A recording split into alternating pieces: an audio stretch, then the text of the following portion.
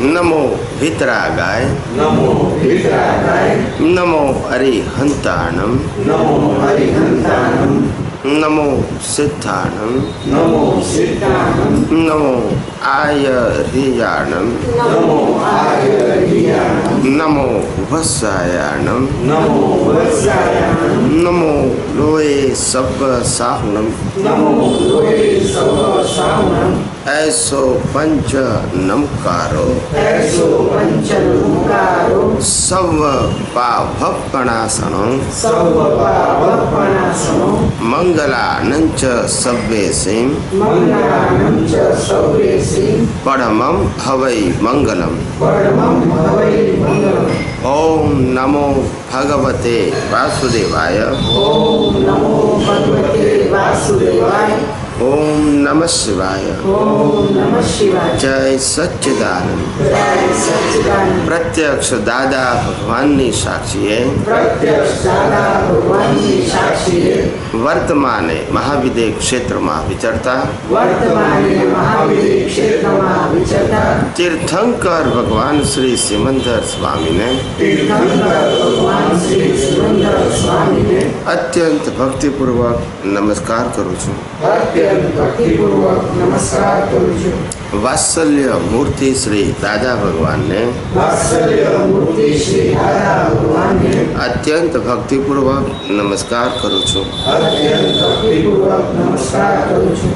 33 કોટી દેવી દેવતાઓને 33 કોટી દેવી દેવતાઓને અત્યંત ભક્તિપૂર્વક નમસ્કાર કરું છું। અત્યંત ભક્તિપૂર્વક નમસ્કાર કરું છું। વિતરાગ શાસન દેવ દેવીઓને વિતરાગ શાસન દેવ દેવીઓને અત્યંત ભક્તિપૂર્વક નમસ્કાર કરું છું। અત્યંત ભક્તિપૂર્વક નમસ્કાર કરું છું। નિષ્પક્ષપાતી શાસન દેવ દેવીઓને નિષ્પક્ષપાતી શાસન દેવ દેવીઓને અત્યંત ભક્તિપૂર્વક નમસ્કાર કરું છું। અત્યંત ભક્તિપૂર્વક નમસ્કાર કરું છું।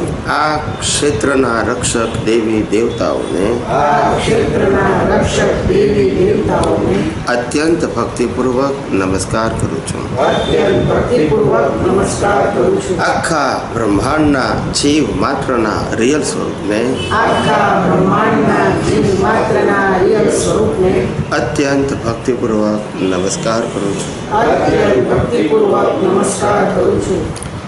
જગતભરના સંત પુરુષોનું યોગ બળ જગતભરના સંત પુરુષોનું યોગ બળ જગતભરના સત પુરુષોનું યોગ બળ જગતભરના સત્પુરુષોનું યોગ બળ અને પ્રગટ જ્ઞાની પુરુષ દાદા ભગવાનનું યોગ બળ અને પ્રગટ જ્ઞાની પુરુષ દાદા ભગવાનનું યોગ બળ સમસ્ત વિશ્વનું કલ્યાણ કરો કલ્યાણ કરો કલ્યાણ કરો। સમસ્ત વિશ્વનું કલ્યાણ કરો કલ્યાણ કરો કલ્યાણ કરો અને કલ્યાણ કરવાનું નિમિત્ત બનવાની અને કલ્યાણ કરવાનું નિમિત્ત બનવાની અમ સૌ મહાત્માઓને हम સૌ મહાત્માઓને પરમ શક્તિ આપો શક્તિ આપો શક્તિ આપો। પરમ શક્તિ આપો શક્તિ આપો શક્તિ આપો। જગતના સર્વ જીવો સુખ અને શાંતિને પામો। જગતના સર્વ જીવો સુખ અને શાંતિને પામો। જગતના સર્વ જીવો સમાધાનને પામો। જગતના સર્વ જીવો સમાધાનને પામો। જગતના સર્વ જીવો મોક્ષને પામો। જગતના સર્વ જીવો મોક્ષને પામો। જગત કલ્યાણ હો જગત કલ્યાણ હો। જગત કલ્યાણ હો જગત કલ્યાણ જગત કલ્યાણ હો। જગત કલ્યાણ निज स्वभाव से सद्गुरु निज स्वभाव से सद्गुरु अगुरु लघु सर्वज्ञ है।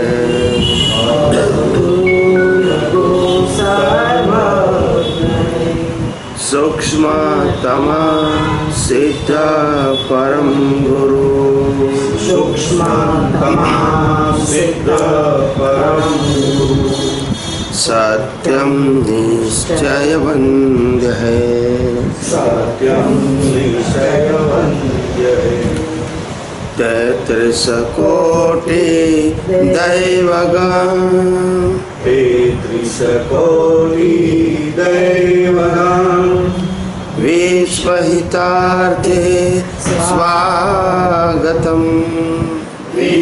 चरितार्थे स्वागतम् जग कल्याणक यज्ञ में जग कल्याणक यज्ञ में मंगलमय द्यो आशीषं मंगलमय द्यो आशीषं शीतस्वरूपी मूर्तमो शीतस्वरूपी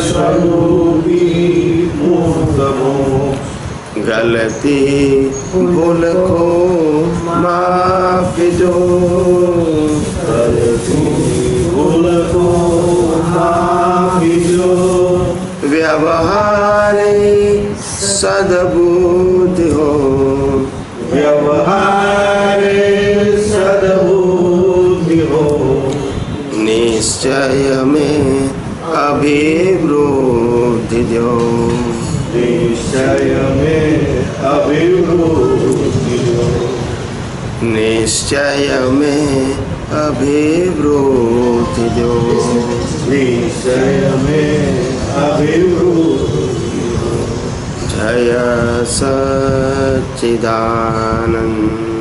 जय सच्चिदानंद जय सच्चिदानंद जय सच्चिदानंद जय सच्चिदानंद जय सच्चिदानंद जय सच्चिदानंद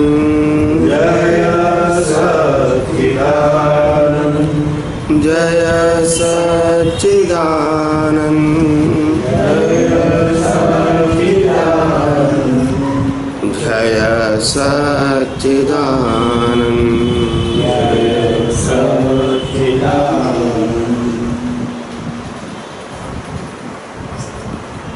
जय सच्चिदानंद જીવનમાં આપણે મૂળભૂત અજ્ઞાનતા જેને જ્ઞાનીઓ ભ્રાંતિ કહે છે, શું કહે છે, એ તોડવી પડશે. તે સિવાય મુક્તિના માર્ગમાં પ્રગતિ શક્ય નથી. બેઝિક ભ્રાંતિ, મૂળભૂત અજ્ઞાનતા. મૂળભૂત અજ્ઞાનતા એ છે કે હું શરીર છું, એ પહેલી અજ્ઞાનતા. અને બીજી અજ્ઞાનતા એ કે એને હું ચલાવું છું, આ બીજી અજ્ઞાનતા. આ બે અજ્ઞાનતા હશે અંદર સત્તામાં, ત્યાં સુધી મુક્તિના માર્ગે પ્રગતિ નહીં થાય, પણ પાપ પુણ્યના માર્ગે પ્રગતિ થશે. પાપ પુણ્યના માર્ગે પ્રગતિ થાય, મુક્તિના માર્ગે નહીં થાય. મુક્તિનો માર્ગ એવો છે કે જેમાં પહેલા અજ્ઞાન નાશ થવું જોઈએ, પછી એ જ્ઞાનનો ઉપયોગ તમે જ્યારે પ્રગતિ માટે કરો તો તમને હેલ્પફુલ થાય. પણ અજ્ઞાન સાથે તમારી પ્રગતિ થઈ શકે. એટલે પહેલું વસ્તુ એ કે શરીર એ કર્મ ભોગવવાનું સાધન છે. શું છે? અને આત્મા એ મારું મૂળ સ્વરૂપ છે. આ બંને પહેલું ક્લેરિટી હોવી જોઈએ, એમાં કન્ફ્યુઝન ના હોવું જોઈએ. શરીર એ કર્મ ભોગવવાનું સાધન છે અને હું શરીરથી મુક્ત એવો શુદ્ધાત્મા છું. આ પહેલી ક્લેરિટી હોવી જોઈએ. બીજું, આ જે મન વચન કાયા છે, જે કર્મ ભોગવવાનું સાધન છે, એને હું નથી ચલાવતો, પણ કુદરત ચલાવે છે. કોણ ચલાવે છે? અને કુદરત ગયા અવતારના કર્મના ફળ રૂપે ચલાવે છે. એ એની મરજીથી ચલાવતું નથી. માટે આપણા મન વચન કાયા હોય કે બીજા કોઈના મન વચન કાયા હોય, એ આપણા તાબામાં આપણા મન વચન કાયા નથી અને એના તાબામાં એના મન વચન કાયા નથી. માટે આ જગતમાં કોઈ પણ વ્યક્તિ કંઈ પણ કરવાની સ્વતંત્ર શક્તિ ધરાવતું નથી. અને સ્વતંત્ર શક્તિ ન ધરાવતું હોવાથી એ જે કંઈ કામ કરે છે એના માટે હકીકતમાં જવાબદાર નથી. હકીકતમાં વ્યવહારથી ભલે આપણે કહીએ, પણ હકીકતમાં જવાબદાર નથી. કારણ કે સંજોગાધીન છે. કેવું છે? એટલે કેટલીક બાબતો તો આપણી ક્લિયર હોવી જોઈએ. બીજું, મુક્તિનો માર્ગ, મુક્તિના માર્ગનો પુરુષાર્થ એ તમારી મન વચન કાયાની કોઈ પણ ક્રિયા ઉપર આધારિત નથી. શું કીધું? મુક્તિનો માર્ગ તમારી મન વચન કાયાની કોઈ પણ ક્રિયા ઉપર આધારિત નથી. કારણ કે મન વચન કાયા પોતે જ કર્મ ફળ હોવાથી પછી ફળનું ફળ ના આવે. એટલે મુક્તિનો માર્ગ એ દ્રષ્ટિ ઉપર આધાર છે, નિશ્ચય ઉપર આધાર છે, ભાવ ઉપર આધાર છે, પણ એ ક્રિયા મન વચન કાયાની ક્રિયા ઉપર આધારિત. એટલે આટલી બધી વાતો એકદમ ક્લિયર હોવી જોઈએ. પછી માં ગોળ ગોળ ના ચાલે. સમજાય છે?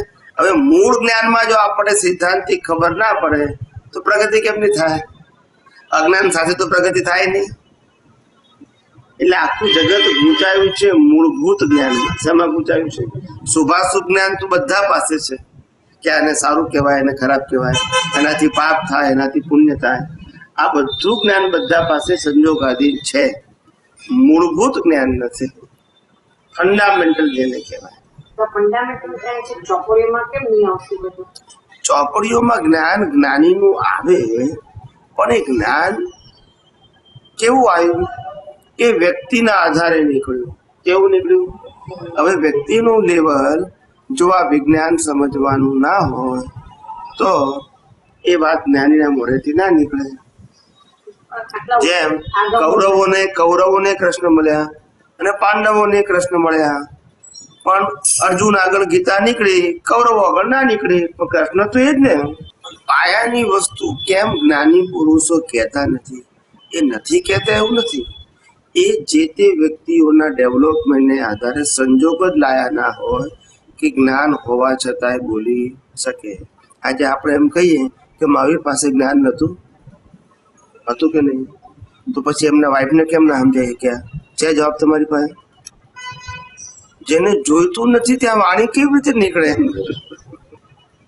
એટલે એમની સત્તા એ નથી કે મારે બોલવું કે ના બોલવું, એમની સત્તા નથી, એ સંજોગાધીન છે.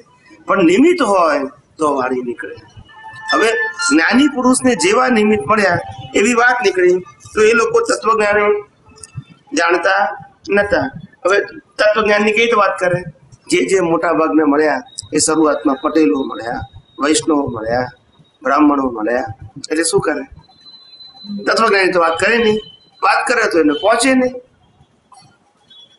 એટલે જ્ઞાનીની વાત કરવા ગયા પણ એમને બાધા ભારે કહી. કેવી કીધી?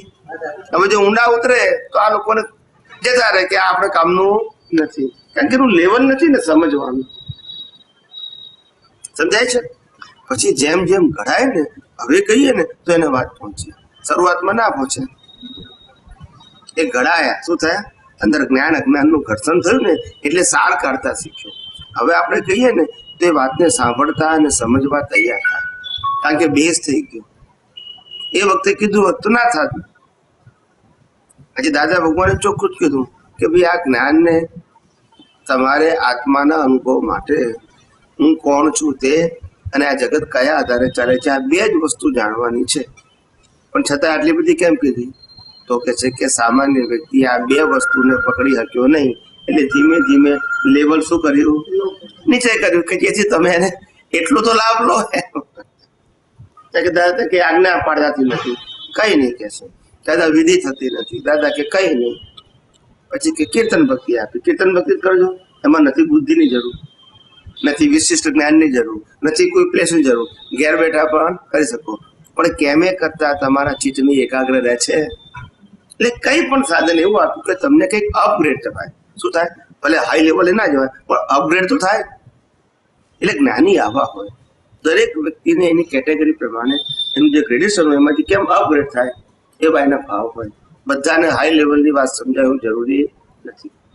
એટલે જ્ઞાની પોતે પણ ઉદય કર્મને આધીન હોવાથી બધાને બધું કહી દે એવી સ્વતંત્રતા એમની પાસે પણ નથી, તીર્થંકર પાસે પણ નથી. પણ આ તો નિમિત્ત એવા નીકળે છે ત્યાં વાત નીકળે, બાકી ના નીકળે. કરવી હોય તો ના નીકળે. એટલે નિમિત્ત જોઈએ. એવા શું જોઈએ? હા,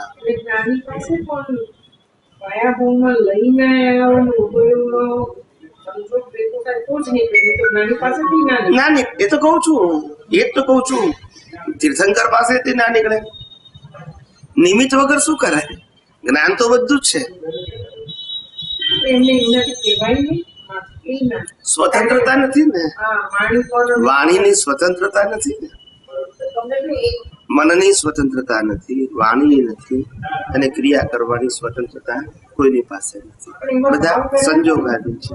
આ ભાવ આ જે ભાવ હોય એ ભાવ કર્યો છે અને આગલા ભાવમાં લોકો ભાવ પામે એવું મારી વાણીને બધું નીકળે એવા ભાવ કર્યા કોઈ ના નીકળે, કોઈ પક્ષતા ના જાય. નીકળે, પણ તે વખતે શું હોય, જે વખતે ભાવ કર્યા હોય ત્યારે સંજોગો એવા હોય કે ભાઈ આપણે બહુ હાઈ લેવલની વ્યક્તિઓને આપણી આ વાત કરીશું તો નહીં પહોંચે. શું નહીં થાય? એટલે કે ગમે તે મળે આપણે સમજાવવા પ્રયત્ન કરીશું. આવો ભાવ કર્યો હોય ત્યારે તીર્થંકરોના ભાવ કેવા હોય? બહુ ઉત્કૃષ્ટ વ્યક્તિઓ, ટોપ લેવલની વ્યક્તિઓ ભેગા થાય એવા એમને ભાવ હોય. કેમ? કારણ કે તીર્થંકરની લેબર ના, જ્ઞાનના માર્ગમાં લેબર ના, એટલે એમને બધા વ્યક્તિઓ ડેવલપ થયેલા મળે. અને જે ડેવલપ થયેલા ના મળે એને પણ ભગવાન પ્રશ્ન પૂછે, જવાબ આપે. બીજું કાંઈ નહીં. તું પામે ના પામે, તું મારી વાહે આવજે, દેશનામાં આવજે, આવું તેવું કઈ ભગવાન ના કરે. કોઈ પ્રકારની નહીં ને. આવો પ્રશ્ન પૂછે, ભગવાન જવાબ આપે. ના પૂછો તો કઈ નહીં. અને એમને જે મોટા ભાગના લોકો ભેગા થાય એમના પુણ્યથી જ, એમના કર્મના હિસાબથી બધા જે ક્રીમ વર્ગ હોય ને, ક્રીમ વર્ગ, જ્ઞાનનો ક્રીમ વર્ગ, ભૌતિકમાં ને જ્ઞાનનો ક્રીમ વર્ગ, એ જ એમને ભેગો થાય. અને એમના નિમિત્તે પછી કેવળ જ્ઞાન પણ થાય. એવો જ હિસાબ ડેવલપ થયેલા. હા, નિમિત્ત તો જોઈએ ને. કેવળ જ્ઞાનનું બીજ તો પેલા એ નાખ્યું હતું જેને થવાનું છે ને, પણ નિમિત્ત ભેગું થાય વગર થાય નહીં ને. આ નિમિત્ત ખૂટતું હોય એટલે છેલ્લા અવતારમાં નિમિત્ત ભેગું થાય એને કેવળ જ્ઞાન થઈ જાય. એટલે એ અવતારે કેવળ જ્ઞાન આપતા નથી, પેલો તૈયાર જ છે 99.9%. આ છેલ્લો સંજોગ બાકી હતો.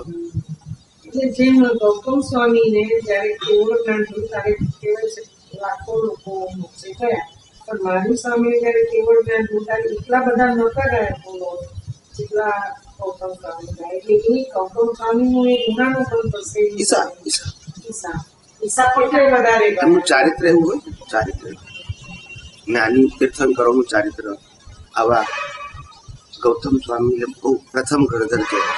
એમનું ચારિત્ર બધું હાઈ કક્ષાનું, એટલે એને નિમિત્તો પણ એવા આગલા અવતારમાં હિસાબ બાંધેલો હોય તો જ ભેગા થાય. દાદા કહેતા હતા ગિરનારથી ઘણા મહાત્માઓ મોક્ષ વિશે તો મને ખબર નથી પડી તો મોક્ષ વિશે, પણ એ વાક્ય સાચું જ પડે. દાદાજી કે સાચું જ હોય. આવતી 24 તીર્થંકરો ગિરનારમાંથી મોક્ષે જવાના છે. 24 ગિરનારનું શું મહત્વ છે? શાસ્ત્ર પ્રમાણની વાત કરું છું, મારી વાત નથી. શાસ્ત્રમાં જ લખ્યું છે આવતી 24 ગિરનારથી મોક્ષે જવાના. એ તો ફરી કરશે. સવાલ જ નથી ને. આ તો જે શાસ્ત્રમાં લખ્યું છે હું કહું છું. સમજ શિખર છે એવી રીતે. જેમ અત્યારે 20 તીર્થંકરો સમય શિખર, 20 તીર્થંકરો સમય શિખર, પછી એક ગયા કૈલાસ પર્વતથી, જે આપણે અત્યારે ચાઇનામાં છે એવું કે છે, ખબર નથી. પછી એક ગયા ગિરનાર ઉપરથી નેમિનાથ, પછી મહાવીર ગયા આપણે પાવાપુરીથી, અને એક તીર્થંકર ગયા ત્યાં ચંપાપુરી. એ તીર્થંકરનું તો એવું છે કે એમનું જન્મ કલ્યાણક, ચ્યવન કલ્યાણક, જન્મ કલ્યાણક, દીક્ષા કલ્યાણક, કેવળ નિર્વાણ એક જ સ્થાન ઉપર ચંપાપુરી, પાવાપુરીમાં આવે સ્વામી. આપણે દાદા સાથે ગયા હતા એ રેતીમાં એટલે દાદા 5 કલ્યાણકો એક જ જગ્યા ઉપર. એ તીર્થંકરનું એવો હિસાબ, એનો મહિમા બધા છે. એ આપણે રાજગુરુ પાસે જ આવ્યું છે, બિહાર. એ તીર્થંકર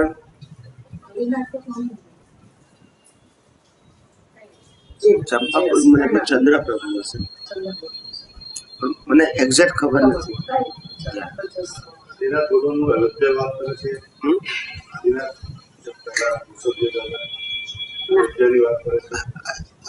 અયોધ્યામાં તો જન્મ ને જીવન એમ નિર્વાણ નહીં. નિર્વાણ અષ્ટાપદ પર્વત કે છે.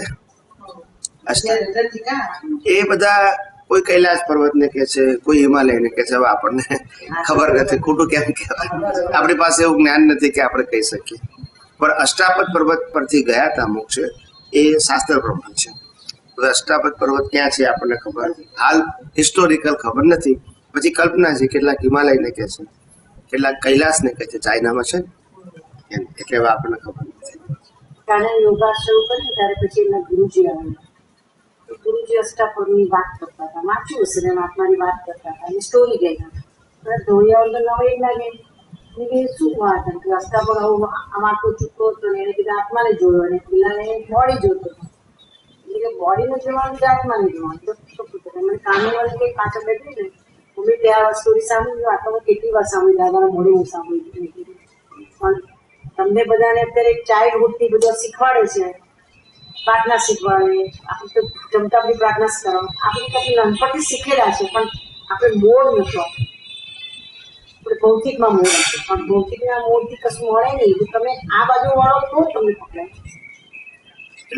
એટલે આવું છે. એટલે મૂળભૂત વસ્તુ ના જાણવાથી આપણી પ્રગતિ થતી નથી. બીજું, આ વિજ્ઞાન કરવાથી ફાયદો શું? આ કુદરતનું સનાતન સત્ય જાણવાથી ફાયદો શું થાય? પહેલામાં પહેલો ફાયદો, આપણામાંથી બીક અને ભય ખલાસ થઈ જાય. કે સનાતન સત્ય જાણવાનું તમને ખ્યાલ આવી જાય કે આ જગતમાં જે કંઈ પણ જે સમયે મારા જીવનમાં બનવાનું છે એ નિર્વાણ ફિક્સ છે.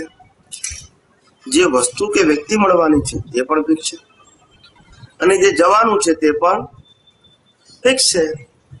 પછી ભીખ છે નહીં અને ભય છે. અને આ ભીખ અને ભય જાય તો જ આત્માની કુમારી પ્રગટ થાય. શેની? દેહની નહીં, આત્માની. હવે તમને નિશ્ચય થઈ જાય કે ખરેખર હું આત્મા જ છું અને બધી જ શક્તિઓ અવિનાશી મારામાં જ છે. ખાલી એને ખુલ્લી કરવાની છે, બનાવવાની નથી કે ઊભી કરવાની નથી. એવો આત્મવિશ્વાસ આવે. એટલે હરિનો માર્ગ એ સુરવીરોનો માર્ગ છે, એ કાયરોનો માર્ગ નથી. પણ સુરવીરતા આંતરિક, કેવી? બાહ્ય. જેમ લડાઈ લડતા હોય, લડાઈ ઉપર લડવા જાય તો માણસ જ્યારે લડાઈ લડવા જાય તલવારોથી ને ભાલાથી, તે વખતે જો મોતનો ડર હોય તો લડી શકે? ના લડી શકે.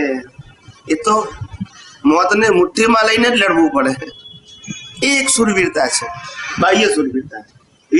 એવી આત્માની સુરવીરતા કઈ છે કે ગમે તે થાય મરણાંત સંકટ મેં ટકે તે ટેક ના ધરનાર છે. કયું સંકટ? કે ભાઈ જન્મ જીવ અને મૃત્યુ એ મારો સ્વભાવ નથી, મેળવવું અને ગુમાવવું એ પણ મારો સ્વભાવ નથી. જાય છે, પણ હું તો ચૈતન્ય ઘન અવિનાશી એવો શુદ્ધાત્મા છું. આને જે થવું એ થાય. એટલે કુમારી આવે, અને કુમારી આવે ને એટલે અજ્ઞાન ધીમે ધીમે ખરી પડે. કુમારી વગર જ્ઞાન પ્રગટ ના થાય. જ્ઞાન તો અંદર છે. આપણે બધાને શું લાગે છે કે જ્ઞાન આપણે મેળવવાનું છે વાંચીને, સાંભળીને, સમજીને, ઉપયોગ કરીને. ના, એ બધી માન્યતા ખોટી છે. અત્યારે જે કંઈ સાંભળો છો, વાંચો છો, સમજો છો, દ્રષ્ટિથી ઉપયોગ કરો છો, એ બધું જ્ઞાન અજ્ઞાનને કાઢવા માટે જ છે. શેના માટે છે? આત્મા માટે. અજ્ઞાન ગયું એ જ આત્માનું જ્ઞાન. કારણ કે એમાં તો જ્ઞાન છે જ ને. જ્ઞાન પ્રકાશ સ્વરૂપે છે, એ શબ્દ કે ક્રિયા સ્વરૂપે નથી. અને આપણે શબ્દ ને ક્રિયામાંથી જ્ઞાન લઈએ. એટલે માન્યતા પાયાની ખોટી છે. કેવી છે? એટલે પ્રગતિ થતી નથી, પુણ્ય બંધાય છે, પ્રગતિ નથી થતી. પ્રગતિ અજ્ઞાન જાય તો થાય. એટલે જ્ઞાની પુરુષો, મને જૈનના આચાર્ય મળે તો મને કે સ્વામીજી આ કળિયુગમાં તો મોક્ષ નથી, એટલે અમે બધાને પુણ્યની વાત કરીએ છીએ.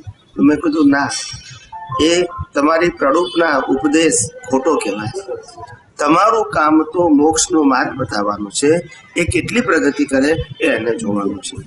તમે આ સ્ટોરીઓ કહેશો લોકોને એટલું લોકો એમ માને છે કે પાપ બંધ કરીને પુણ્ય કરીએ. પુણ્ય કરે એટલે ખોટું નથી, પણ એ મુક્તિનો માર્ગ નથી. તો મને કે પાપ અને પુણ્યનો વધારે થઈ ગયો. પણ કારણ કે એ ઇન્સ્ટન્ટ બેનિફિટ આપનારું છે એવું આપણને લાગે છે. પેલું તો કે કોણે જોયું, થવાનો છે તારે થશે. એટલે લોકો ના ફિકર થઈ ગયા. કેવા થઈ ગયા?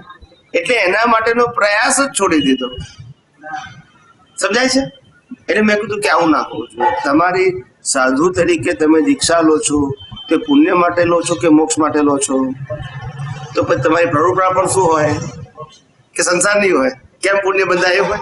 ના, તો માર્ગ ખોટો થઈ ગયો. એ તો સંતો એ કરે. સંત સંસારી હોય એ તો વાત કરે ને કે આનાથી પાપ થાય ને આનાથી પુણ્ય થાય, એ જ કે ને. સંતો એ કે ને ત્યાગીઓ એ કે ફેર શું રહ્યો? સંસારમાં સહાય કરનાર કોણ છે? તો કે સંતો છે. અને સંસારથી મુક્તિ આપનાર કોણ છે? તો કે ત્યાગી. પછી એ સંન્યાસી હોય કે સાધુ, પણ એ ત્યાગી હોય. કેવા હોય? જેને પરિવાર સાથે લેવા દેવા ના હોય. એવા માણસોએ મોક્ષની વાત કરવાની હોય. શું કરવાની? સંસારની નહીં. તો મને કે મુક્તિની વાત અને પુણ્યની વાત બંને એક જ છે ને? કે છે અંતે પુણ્ય કરતા કરતા આગળ પછી મોક્ષ મળી જશે. મેં કીધું ના, બંનેના માર્ગ જુદા છે. પાપ અને પુણ્ય એ ખતમ થનારી વસ્તુ છે. શું છે? તમે ઊભી કરી પુણ્ય ને પાપ, બીજા અવતારમાં પૂરું થઈ ગયું. જ્યારે ડેવલપમેન્ટ એ કેરી ફોરવર્ડ થાય છે કેવળ જ્ઞાન સુધી, એ ક્યારે ખતમ થતું? તમે મનુષ્યમાંથી નરક ગતિમાં જાઓ તો ડેવલપમેન્ટ ખલાસ ના થાય. પાછું અહીંયા મનુષ્ય ભાવમાં આવો ત્યારે જ્યાંથી અટક્યું ત્યાંથી જ આગળ જવાનું, એકડેકથી નહીં. એટલે ડેવલપમેન્ટ એ મુક્તિનો માર્ગ છે અને પાપ પુણ્ય એ ખતમ થઈ જવાવાળી વસ્તુ છે. એમાં કોઈ પ્રગતિ. તમે જબરજસ્ત દેવલોકનું પુણ્ય બાંધ્યું, 10 લાખ વર્ષ ત્યાં રહી ગયા, પણ બધું પુણ્ય વપરાઈ ગયું, પછી ખાલી થઈને અહીંયા આવ્યા. હવે તમે મેળવ્યું શું? અહીંથી ત્યાં ગયા, મેળવ્યું શું? કઈ નહીં.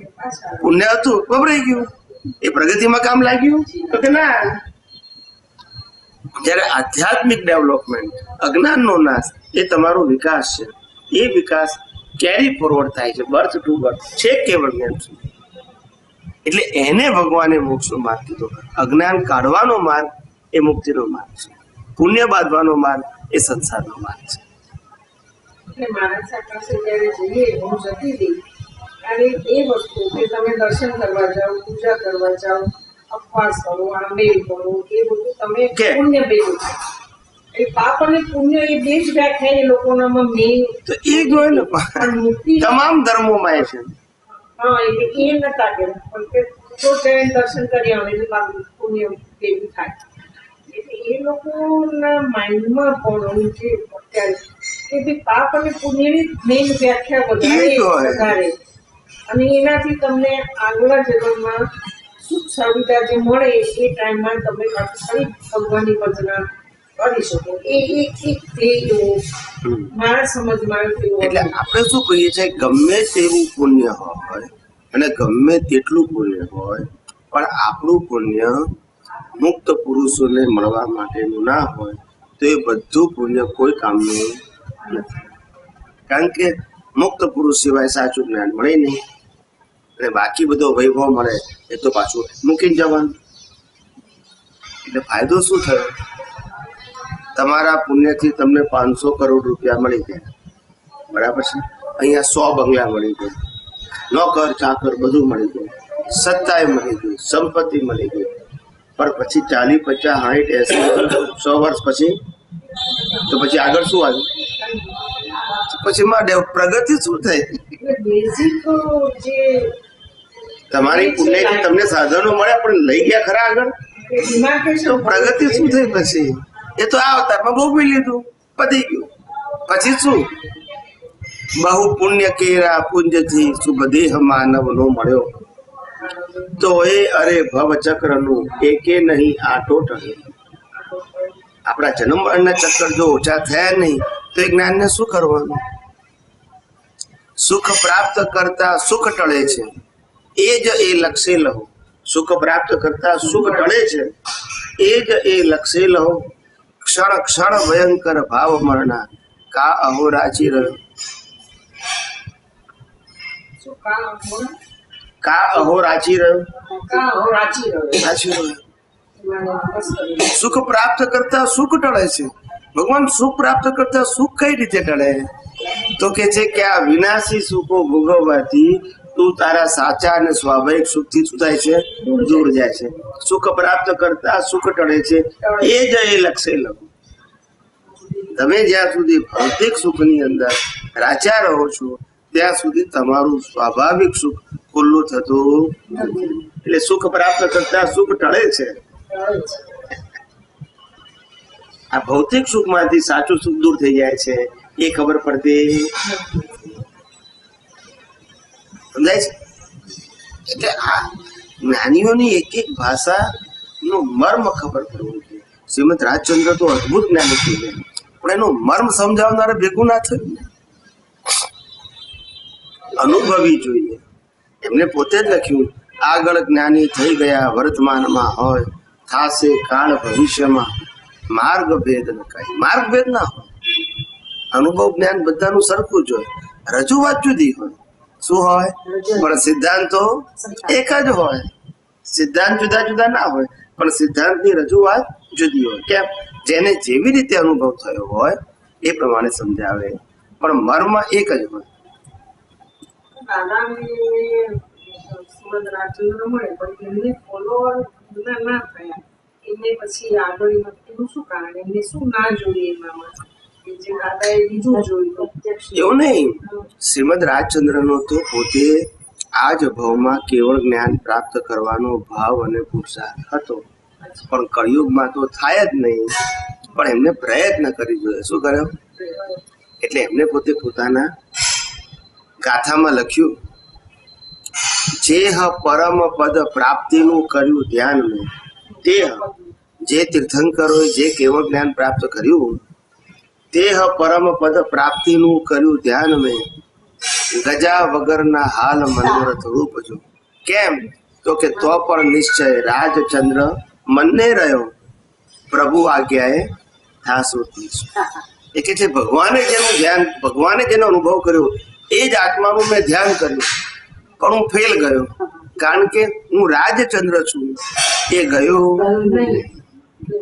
પછી છેલ્લે પ્રભુ આજ્ઞાએ થાસુ તે સ્વરૂપ છું. પ્રભુ એટલે પરમાત્મા છે. હા, હવે એક જગ્યાએ પત્રમાં એમ લખ્યું છે કે હવે અમારામાં મહાવીરમાં ફીર નથી, તો પછી એક સમજાવો. અમારાના મહાવીરમાં ફેર નથી એટલે જ્ઞાનમાં ફેર નથી. મહાવીરને જે જ્ઞાન હતું તે જ્ઞાન અમને છે, પણ મહાવીરને કેવળ જ્ઞાન થઈ ગયું હતું એ જ્ઞાન નથી. જ્ઞાનનો મતલબ આ જગત ઉપર જે અજ્ઞાન કાઢવાનું જ્ઞાન છે, જેના આધારે સંપૂર્ણ વૈરાગ્ય ઉભો થઈ જાય, એ અમને થઈ ગયું. શું થઈ ગયું? જે આપણે કહીએ છીએ તે કુદરતી કાનૂન જાણો તો વૈરાગ્ય ઉત્પન્ન થાય, સાચો વૈરાગ્ય. સમજાય છે? પણ એ આત્માનું જ્ઞાન નથી, પણ એ આત્માના જ્ઞાન માટે સહાયક છે. એટલે કેવળ દર્શન થાય તો જ કેવળ જ્ઞાન થાય.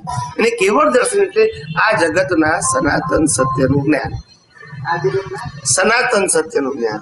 પછી રાગદ્વેષ ના થાય, પછી મારું તારું ના થાય, પછી મેળવવાનું ગુમાવવાનું રહે નહીં. આ સનાતન સત્ય નથી સમજાતું એટલે આ મારું છે, આ તારું છે, આ મેળવવાનું છે, આ ગુમાવવાનું છે, આ સારું છે, આ ખોટું છે, આ બધા વિકલ્પો લૌકિક જ્ઞાનથી છે. સનાતન સત્ય જાણો તો તમને ખ્યાલ આવે કે આ જગતની અંદર જે કંઈ પણ પહેલી વસ્તુ એ કે શરીર એવું નથી, એ પહેલું સનાતન સત્ય. અને શરીર જે કંઈ ભોગવે છે એ પણ મારું નથી.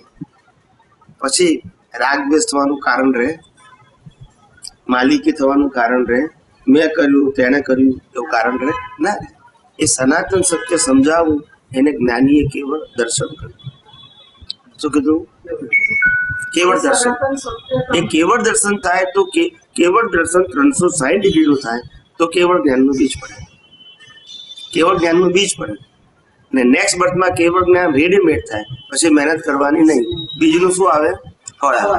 એટલે જેટલા કેવડીઓ હોય અને જેટલા તીર્થંકરો હોય એ બધાને જન્મ પહેલા નક્કી થઈ ગયું છે કે આ ભાઈને કેવળ જ્ઞાન કયા સમયે, કયા સ્થળે અને કઈ અવસ્થામાં થવાનું છે એ નક્કી જન્મ્યા પહેલા. કારણ કે ફિક્સ થઈ ગયું છે, બીજનું ફળ છે.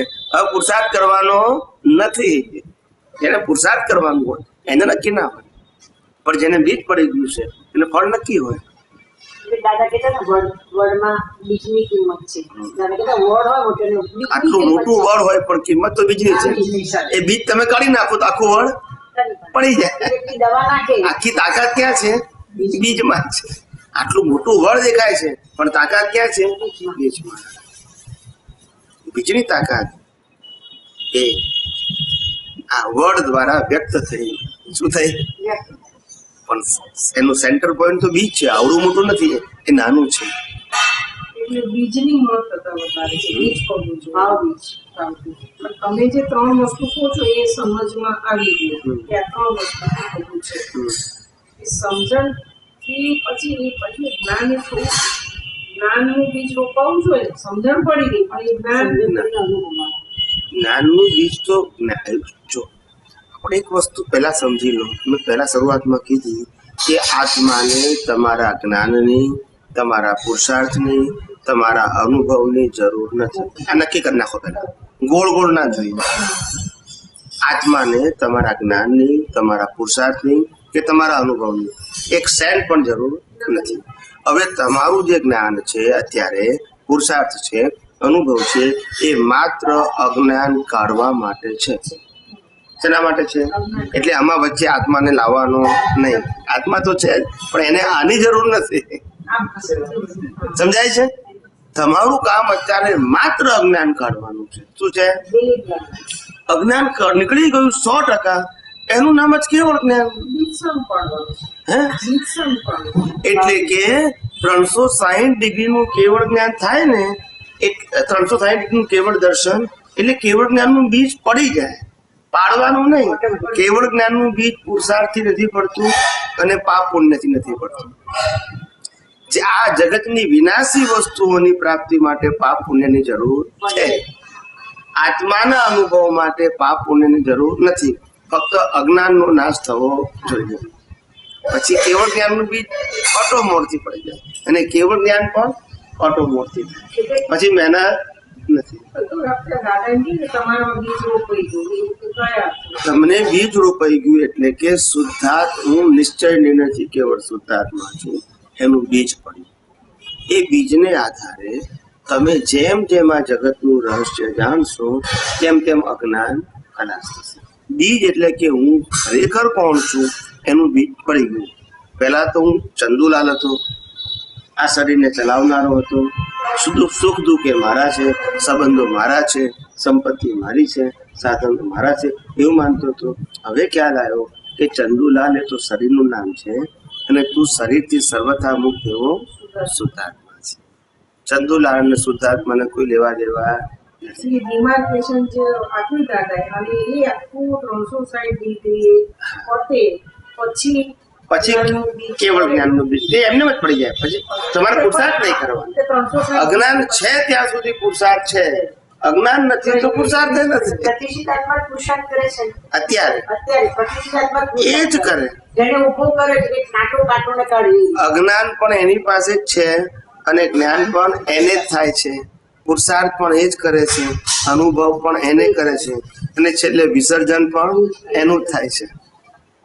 એમાં દેહ અને આત્મા બે જુદા રહે છે. દેહનું સંપૂર્ણ વિસર્જન એટલે કર્મ પૂરા થઈ જવા, આયુષ્ય કર્મ, અને આત્માનું વિસર્જન એટલે મોક્ષે જવું. પણ જ્યાં સુધી અજ્ઞાન છે ત્યાં સુધી પ્રતિષ્ઠિત આત્મા હોય જ, અને ત્યાં સુધી પુરુષાર્થ હોય જ, અને ત્યાં સુધી જન્મ મરણ પણ હોય. પુરુષાર્થ છે તો એનું ફળ હોય ને પછી. પણ છેલ્લા અવતારમાં પ્રતિષ્ઠિત આત્મા ના હોય, પુરુષાર્થ ના હોય, એટલે કોઈ સર્જનનો પ્રશ્ન આવતો, નવો ખરો બંધાવવાનો પ્રશ્ન આવતો નથી. એમ કહેવાય કે આપણે સારા સંજોગો એટલે આધ્યાત્મિક એટલે કેવળ તો આપણે એવા કર્યા હોય તો જેમ કે અંતરાય કર્મ ન આવે. નહીંતર આમ દાખલા કે સત્સંગમાં આવવું હોય તો અંતરાય કર્મ આવી જાય. તો એ ક્યાં કર્મ કરવા કે જેનાથી અંતરાય એટલે એના માટે આપણે કોઈ વિગતવાર કર્મ બાંધવાની જરૂર નથી. આપણો આશય જાહેર કરો કે હે અંતર્યામી પરમાત્મા અથવા હે કુદરત, મને મોક્ષ માર્ગ માટે લાયક અને સહાયક સંજોગો પ્રાપ્ત થાવ બસ. લાયક એટલે મન વચન કાયની ક્વોલિટી, સહાયક એટલે માતા પિતા ભાઈ બહેન પતિ પત્ની બાળકો સગાવાલા મિત્રો સમાજ એ બધા મને સહાયક થાય મોક્ષ માર્ગે. કોઈ લાલ ઝંડી ધરે નહીં. આપણે જ બીજ નાખવાના તો ફળ આવે ને, બીજ વગર ફળ હોય નહીં. એટલે આવા જ નાખવાના બીજ. મારે આવું જોઈએ એવું નહીં. મોક્ષ માર્ગ માટે લાયક અને સહાયક સંજોગો એમાં બધું આવી ગયું. જ્ઞાની આવી ગયા, તીર્થંકરે આવી ગયા, બધું આવી ગયું. તો ભલે 8 કર્મો જે છે એમ કે છે કે તમે 9 નવોની પૂજા કરો એટલે કે તે ચૈત પંદર કરો તો આ કર્મ ખપે, આ કરો તો આ ખપે, આયુષ્ય તો એ પૂજા દ્વારા શ્રદ્ધા છે. એના આધારે લોકો કરે એટલે કર્મ ખપે નહીં પણ પુણ્ય બંધાય. પુણ્ય બંધાય. આ એમને કેવું આ વાસી છે મને માનતા પણ અંધેરાવાસી ને એટલે અમે આ કાંઈ ન કરીએ તો એમ થાય કે આ લોકો આટલું બધું કરે છે તો એ જરૂરી ખરું નહીં ને એવું એ પુણ્યનો એક માર્ગ છે. તમે તમારી રીતે પુણ્ય કરતા હોય, ધારો કે તમે ભક્તામર બોલતા હોય તો એનાથી પુણ્ય બંધાય. એ લોકો ભગવાનની પૂજા કરતા હોય, આરતી કરતા હોય, સેવા કરતા હોય તો એનાથી પુણ્ય બંધાય. બધા સાધનો છે. શું છે? કમલેશભાઈ સાથે ધ્યાન રે ઘરમાં તો સવાર પડે કમલેશભાઈ દેરાસરજીએ પૂજા કરી પણ કમલેશભાઈ એમને ગમે બધું જ કરે, સમજે છે બધું પણ એના માટે એમને એવું સમજે. હું જોયા તો વિચારે માનો કહેવાનું ગયા એ એમના છોકરા તરીકે મા તરીકે કહેતા હોય પણ છોકરાનું કેવું કે એનું પાલન કરે અને સમગ્ર હું આજુબાજુ વ્યક્તિઓ એ જુએ એ કરતા પૂજા કરતા બધું જ કરતા પૂજા કર્યા બાતો 4 વાર અને બહુ આગ્રહ કરતા પૂજા કર્યા આટલું જોઈએ પૂજા કર્યા પછી જઈ આવે ત્યારે જ એમને સંતોષ હોય કે મારો છોકરો પૂજા કરી આવે એમને સંતોષ મળે. એ બધું જ કરતા. એટલે આવું એટલે કહેવાનો મતલબ એ કે ગમે તેવું જ્ઞાની કહેતા હતા લક્ષ્મી અને અધિકાર વધતા શું વધ્યું તે તો કહો, વધવા પણ સંસારનું નર દેહને હારી જવું. નર દેહ એટલે લોકોને ખબર ના પડે. નર દેહ એટલે શું? નર દેહ એટલે આ શરીર નહીં. નર દેહ એટલે આત્મા માટેનું સેલ્ફ કોન્ફિડન્સ, જેને પુરુષ કહેવાય. હું કોણ છું એટલે કે હું આત્મા છું એવું જાણ્યું ને ત્યારથી પુરુષ થવાની શરૂઆત થઈ. બાકી ભલે શરીર પુરુષ હોય પણ પ્રકૃતિના નચાવે ના છે એ બધા અબળા જ છે. પછી પણ એને આકાર પુરુષનો હોય કે સ્ત્રીનો હોય. સ્વતંત્ર થયો એને પુરુષ કહેવાય. સ્વતંત્ર એટલે દેહથી સ્વતંત્ર થયો એને પુરુષ કહેવાય. એટલે નર દેહને હારી જવું તે આ. લક્ષ્મી અને અધિકાર વધતા શું વધ્યું તે તો કહો, વધવા પણ સંસારનું નર દેહને એટલે પોતાના પુરુષત્વને ખોઈ નાખવા હારી ગયો. આ તો બધું વધ્યું અને પાછું ખલાસ થઈ જવાનું. તો તું શું પામ્યું? એકની જગ્યાએ 5 ફેક્ટરી થઈ પણ લઈ જવાની ખરી? બીજા અવતારમાં પાછું એક જ કરવાનું ને. એટલે મેળવ્યું શું એમ એટલે કીધું કે જે આત્માનું તત્વજ્ઞાન મેળવ્યું તો એ સાથે આવવાનું છે. આ બધું સત્તા સંપત્તિ સંબંધો સાથે નથી આવવાના. એટલે જ્ઞાની પુરુષ વારંવાર એના ઉપર ભાર મૂકે છે કે તું આને ઓળખવા પ્રયત્ન કર, આને ઓળખવા પ્રયત્ન કર. અને આ જે છે એ ના ઓળખાય કશો વાંધો નહીં તો જગતને ઓળખવા પ્રયત્ન કર કે જગત શું છે એવું જાણ કે જેથી તારી અંદર રહેલું જગત વિશેનું વ્યક્તિ વિશેનું સાધનનું અજ્ઞાન ખલાસ થઈ જાય. તો પછી તું જગતમાં ભલે ને રે પણ સાધન સંપત્તિ સંબંધો નડતા નથી કારણ કે અજ્ઞાન નથી. આ બધું કેમ નડે છે? અજ્ઞાનથી. હોવાથી નડતું નથી. આપણે જે બધું છે એનું કરતા તો અનેક ઘણી વસ્તુ તીર્થંકર પાસે હતી કારણ કે એ લોકો રાજા મહારાજા હતા. શું હતા? કોઈ સામાન્ય વ્યક્તિના ઘરના નતા પણ છતાંય કેમ ના નડ્યું? કારણ કે અજ્ઞાન નતું ને. શું નતું? અજ્ઞાન નતું. એ અજ્ઞાનના હિસાબે સંસાર છે, ક્રિયાથી સંસાર નથી. રાજા મહારાજા તો પુણ્ય પેલું કરું છું તારે રાજા મહારાજા થયા છે. બરાબર છે. આમાં સમજાવો તીર્થંકરો હોય એનું પુણ્ય વિશિષ્ટ પ્રકારનું હોય અને કેવડીની ના હોય. કેવડીને પણ કેવળ જ્ઞાન થાય, તીર્થંકરને પણ કેવળ જ્ઞાન થાય, પણ બેના કેવળ જ્ઞાન સરખું હોય પણ બાહ્ય અવસ્થા જુદી હોય. કારણ કે તીર્થંકરોની જે ક્વોલિટી હોય કર્મની એ હાઈ ક્વોલિટી હોય, એટલે આ સંસાર સારી ક્વોલિટીનો એને બાય પ્રોડક્ટમાં મળે. ને કેવડીને કેવળ જ્ઞાન થઈને મૂકી જાય એ ગરીબના ઘેરે છે ને. જ્ઞાનમાં ફરક નહીં થાય. એનું કારણ એ છે ને કે કુદરતનો કાનૂન એવો છે કે તમારે બીજાને આપવાનો ભાવ છે એનું તો ક્રેડિટ તમને મળે ને. એટલે બધી અનુકૂળતા મળી જાય જન્મતાની સાથે. એને એવું ભાવ છે તીર્થંકરોને કે ભાઈ હું તો મોક્ષે જઈશ જ, પણ આ બધા અજ્ઞાની જીવોનું શું? એ લોકોને પણ મોક્ષ માર્ગે જવા માટે હું ઉત્તમ નિમિત્ત બનું, એવો ઉત્કૃષ્ટ ભાવ. એની પુણ્ય બધી અનુકૂળતા મળે, પણ છતાં એ ભોગવતા નથી અને એ પોતે પણ મોક્ષ માર્ગે આગળ જાય છે અને અનેકોના કલ્યાણમાં નિમિત્ત બને છે. જ્યારે આ લોકો કેવડી કેવા છે, ભગવાન મારી અજ્ઞાનતા જતી રહે અને હું મોક્ષે જાઉં, એટલે બીજી કોઈ એને ક્રેડિટ મળતી નથી, પણ પોતે મોક્ષે જાય છે. એ વ્યક્તિગત થઈ ગયું. શું થઈ ગયું? જ્યારે તીર્થંકરો એ સામૂહિક કલ્યાણના નિમિત્ત હોવાથી એની પુણ્યની ક્વોલિટી પણ એવી હોય, એટલે ભૌતિક ભોગવવું નથી, એને બાય પ્રોડક્ટમાં મળે છે. એટલે આમાં પરિગ્રહ ગુણ એક આવે ને કે હું પરિગ્રહ જે મીન્સ કે હવે મારે ભાવના કે મારે લોકોને સુખી એટલે સાધન સંપત્તિ સુખી કરવા છે, એના માટે દાન એક એના માટે જ્ઞાનીઓને દાનની પડી ના હોય. પરિગ્રહ જ્ઞાનીઓને તો દાનની દાન જ્ઞાનીઓને દાનની પડી ના હોય, જ્ઞાનીઓને તો જ્ઞાનની પડી હોય. કેમ લોકોનું અજ્ઞાન જાય એવો ભાવ હોય.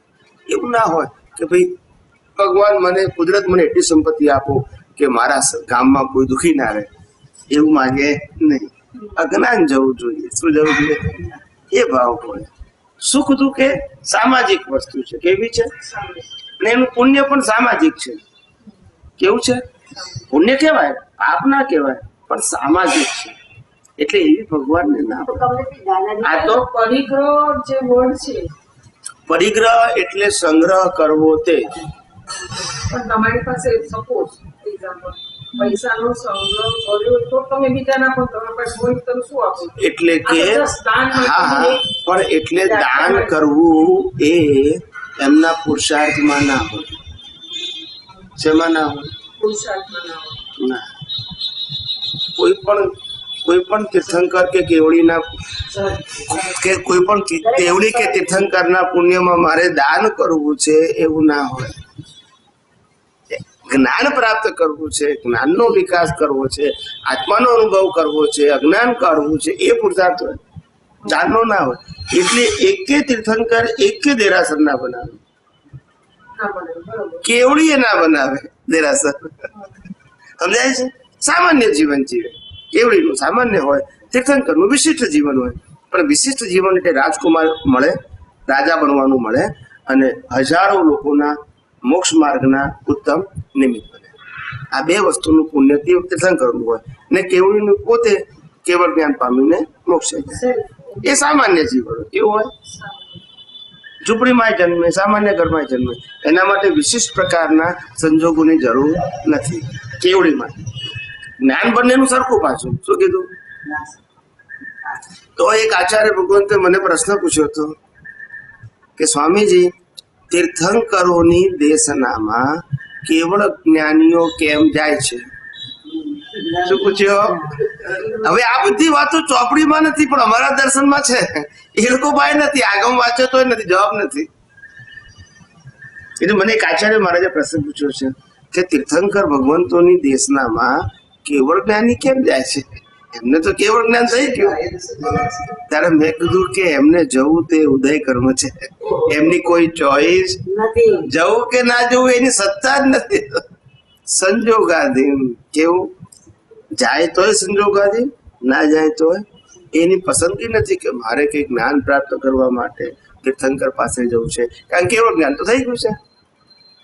પણ હિસાબ જેમ ગૌતમ સ્વામીએ ભગવાનને પ્રશ્ન પૂછ્યા અને મહાવીરે બધા ગૌતમ સ્વામીને જવાબ આપ્યા, એ બંનેનો હિસાબ હતો. શું હતો? ગૌતમ સ્વામીને પણ માતાના ગર્ભમાંથી સ્પષ્ટ વેદન હતું અને મહાવીરને પણ સ્પષ્ટ વેદન હતું. એટલે જ્ઞાનની કોઈ કમી પણ જે પૂછવાનો અને જવાબ આપવાનો હિસાબ હતો તે નીકળ્યો, તે પછી બાકીના લોકો માટે કામ લાગ્યું. એ બંનેને કોઈની જરૂર નથી, એ બંને પોતાનો હિસાબ પૂરો કર્યો. ગૌતમે પૂછવાનું અને મહાવીરે જવાબ આપ્યો. એ જે ગણધરોએ સાંભળ્યું એ પછી ધારણ કર્યું અને પરંપરામાં પછી આગળ લઈ ગયા. પણ બંનેમાંથી એકેને જ્ઞાનની જરૂર નથી. બંનેને સ્પષ્ટ વેદન હતું. મહાવીરને કેવળ જ્ઞાન હતું અને અમને કેવળ જ્ઞાન થવાનું બાકી હતું. જુનાગઢમાં આચાર્ય મળ્યા હતા, સત્સંગ કર્યો, વાત કરો. કોણ છું? આપણે જુનાગઢ ગયા હતા, કમદાદા તમને મોકલ્યા, તમે જઈ આવો. એ તો આચાર્ય ભગવાન જુદા હતા, કોને એ વાત? નામ ભૂલી ગયા. આચાર્ય પટેલ. હા, ત્યાં પેલો પૂછે ને એક જગ્યાએ લગભગ અમે 1200-1300 જણા હતા યાત્રામાં બધા જુનાગઢ. તો ત્યાં આગળ રોજ જે ધર્મશાળામાં જે બહારનું કમ્પાઉન્ડ હતું ને ત્યાં મંડપ બાંધી અને સત્સંગ રાખ્યો. ધર્મશાળા અને ભોજનશાળા હોય પણ હોલ મોટો નતો કે 1200-1300 માણસો બેસી શકે. એટલે પછી જે વચ્ચેનો ભાગ હોય ને ત્યાં મંડપ બાંધ્યો હતો. તો પછી સત્સંગ થાય તે ઉપર આચાર્ય ભગવાનનો ઉતારો હતો એ ધર્મશાળામાં. પછી એ માઇક હોય એટલે સત્સંગ તો સાંભળે જ ને ઉપર. એટલે એને પછી કોઈના દ્વારા કહેવડાવ્યું કે કાનુ દાદાને કે ભાઈ તમે અનુકૂળતાએ 5-10 મિનિટ પધારજો. કાનુ દાદાએ પછી અમને કીધું કે તમે જઈ આવજો કે છે. એટલે અમે ગયા પછી બીજે દિવસ સવારે. એટલે પછી એમની પાસે ગયા, અમે બેઠા. થોડા ઘણા મહાત્માઓ હતા 5-7 મારી સાથે. પછી અમે વાતચીત કરવાની શરૂઆત કરી. ધીમે ધીમે બધા ગોઠવાઈ ગયા. બધા અવાજ સંભળાય ને બધાને. સવારનો પહોર ઠંડો પહોર હતો ને જેમ જેમ અવાજ સંભળાવા માંડ્યો બધા ઉપર આવવા માંડે, બેસવા માંડે. પછી અમે આચાર્ય ભગવાન સાથે વાતચીત કરતા હતા. તે વાતચીત કરવામાં મેં કહ્યું તમે આટલા બધા મહાત્માઓ બધા અહીંયા આવ્યા છે તીર્થયાત્રામાં, તો આપ કઈ પ્રકાશ પાડો એવું મેં એમને વિનંતી કરી. એટલે એમને થોડી ઘણી વાતો એમને બધી સત્સંગની ધર્મની કરી બધી. પછી મને કે હવે તમે કંઈક કહો કે છે. શું કે છે? મેં કીધું જુઓ સાહેબ, મોક્ષે જવું હોય તો માર્ગ જુદો છે અને સંસારમાં ફરવું હોય તો માર્ગ જુદો છે. મને કે જુદો એટલે કઈ રીતે? હું કહું મોક્ષે જવું હોય તો એટલું ધ્યાન રાખવાનું કે ઘર બનાવીએ તોય સંસાર છે અને મંદિર બનાવીએ તોય સંસાર છે. ઘર પોતાના પૈસેથી બને, મંદિર લોકોના પૈસાથી બને. આટલો જ ફેર છે. પણ બેમાં ઉઘરાણી તો કરવી જ પડે. બોલતા નથી. ઉઘરાણી તો ઘરવાળાને કમાવવું પડે ને મંદિર વાળાને ઉઘરાવવા પડે. પણ આ તો કરવું જ પડે તમારે. આચાર્ય હોય તોય કે ભાઈ 5 કરોડનો પ્રોજેક્ટ તો 5 કરોડ રહ્યા કરવા પડે ને. એટલે પછી મેં કીધું ભાઈ આ બંને સંસાર છે ભાઈ. શું છે? બે સંસાર છે ભાઈ. આ મોક્ષનો માર્ગ નથી. મને કે મંદિર બનાવવું હોય તો સારી વસ્તુ છે ને. મેં કહું સાહેબ 24 તીર્થંકરમાંથી એકે બંધાયું હતું? તો લોકો પાસે શક્તિ નથી એટલે ના બંધાયું. એ મુક્તિનો માર્ગ નથી, એ સામાજિક કામ છે. સમાજના લોકો બનાવે એનો વાંધો નથી આપણને. શું કીધું? કે સંઘનું, સંસ્થાનું, સમાજનું કામ છે કે મંદિરો બનાવવા સમાજ માટે. એ તીર્થંકરો કે જ્ઞાનીઓનું કામ નથી. શ્રીમદ રાજચંદ્રએ ક્યાં બનાવ્યું કે તો પછી એ જુદી વસ્તુ છે. એ વિતરાગ ભગવાનની તમને ઓળખ થાય એટલા માટે. વિતરાગ ભગવાન કોને કહેવાય એનું સમજણ પ્રાપ્ત થાય એટલા માટે કરતા હતા. એમને બીજો કોઈ આશય નતો કે વિતરાગ એટલે શું. જૈન ધર્મની એક જ વિશેષતા છે, અન્ય ધર્મો કરતા કેમ જુદો પડે છે. જૈન ધર્મ એક જ વિશેષતા એની અંદર છે કે પ્રત્યેક વ્યક્તિ જીવ મોક્ષે જઈ શકે છે. આ પહેલું. મોક્ષે જવું એટલે ભગવાન બનવું, સંપૂર્ણ સ્વરૂપની અનુભૂતિ કરવી. અને બીજું, જૈન ધર્મની અંદર જેને ભગવાન તરીકે પૂજવામાં આવે છે એ વ્યક્તિની પૂજા નથી, શક્તિની પૂજા છે. એટલે વિતરાગ દશાની પૂજા છે. બધા ભગવાન એક જ સરખા હોય છે. અહીંયા તો રામકૃષ્ણ જુદા હોય, બોલતા નથી. એ વ્યક્તિની પૂજા છે. આ વ્યક્તિની પૂજા, આ શક્તિની પૂજા છે. શક્તિ એટલે કઈ શક્તિ? સનાતન શક્તિ. વ્યવહાર સત્ય નહીં. એટલે બધા વિતરાગો એક જ સરખા હોય. 24 તીર્થંકરની મૂર્તિ કેવી હોય? એક જ સરખી હોય. કારણ કે વ્યક્તિની પૂજા નથી ને, સનાતન શક્તિની, પરમાત્માની, આત્માની પૂજા છે.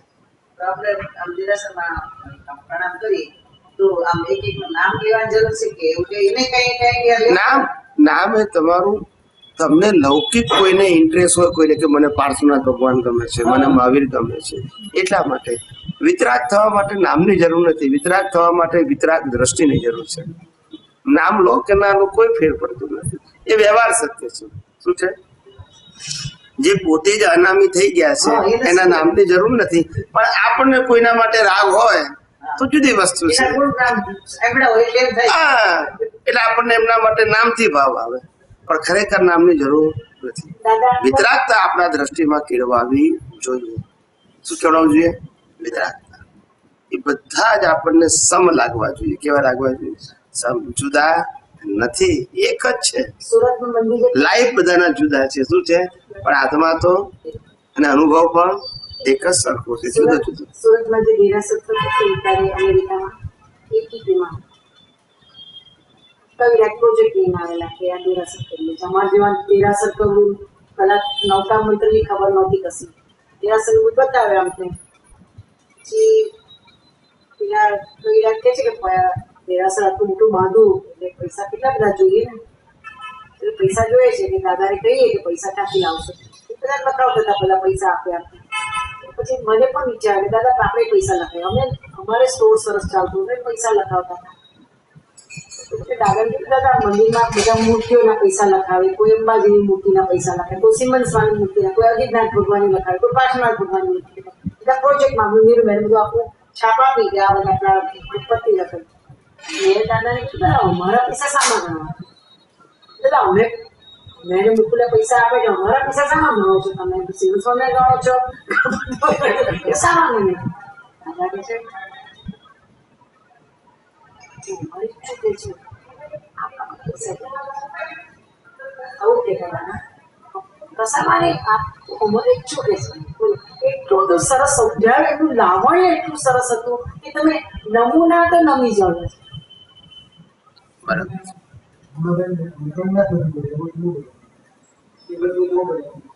દાદા કે હૃદય બતાવતા હૃદય તો અમારા હૃદય વાંચવું.